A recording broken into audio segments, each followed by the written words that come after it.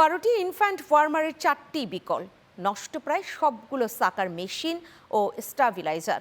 250 শয্যা বিশিষ্ট ব্রাহ্মণবাড়িয়া জেনারেল হাসপাতালে স্পেশাল কেয়ার নিউবর্ন ইউনিটে এভাবেই চলছে চিকিৎসা। এতে সেবা থেকে বঞ্চিত হচ্ছে অসুস্থ নবজাতক শিশুরা। ব্রাহ্মণবাড়িয়া থেকে আল মামুনের তথ্য ছবিতে দেখুন ডেস্ক রিপোর্ট। নবজাতকের অকাল মৃত্যু রোধ এবং অসুস্থ শিশুদের জীবন রক্ষায় 2022 সালে 250 শয্যা বিশিষ্ট ব্রাহ্মণবাড়িয়া জেনারেল হাসপাতালে চালু করা হয় 12 শয্যার স্পেশাল কেয়ার নিউবর্ন ইউনিট। কিন্তু বর্তমানে প্রয়োজনীয় যন্ত্রপাতি বিকল থাকায় এই ইউনিটের সেবা মারাত্মকভাবে ব্যাহত হচ্ছে।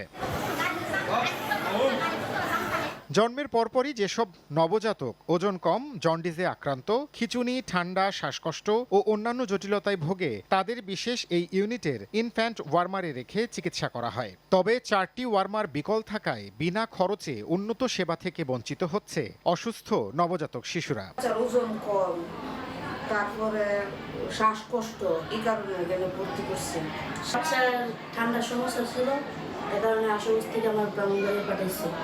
গুরুত্বপূর্ণ এই ইউনিটে যন্ত্রপাতি, শয্যা ও মেশিন সংকটের কারণে অসুস্থ অনেক নবজাতককে ফিরিয়ে দিতে হচ্ছে। নবজাতক বাচ্চাদের মধ্যে যাদের অতিরিক্ত মাত্রায় জন্ডিস থাকে তাদেরকে রাখা হবে, এই কয়েকটা গ্রুপের রোগী রাখা হবে।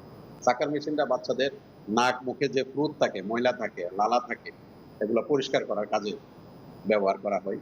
সাকার মেশিনটা বাচ্চাদের সেবা দেওয়ার, নবজাতক বাচ্চাদের সেবা দেওয়ার ক্ষেত্রে খুবই ইম্পর্টেন্ট একটা যন্ত্র। যন্ত্রপাতি সংকটের বিষয়টি স্বীকার করেন 250 শয্যা ব্রাহ্মণবাড়িয়া জেনারেল হাসপাতালের তত্ত্বাবধায়ক।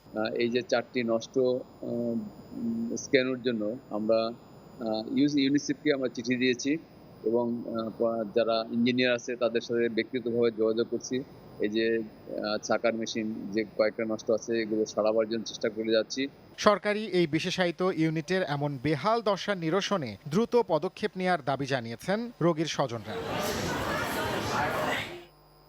Channel 9 news desk.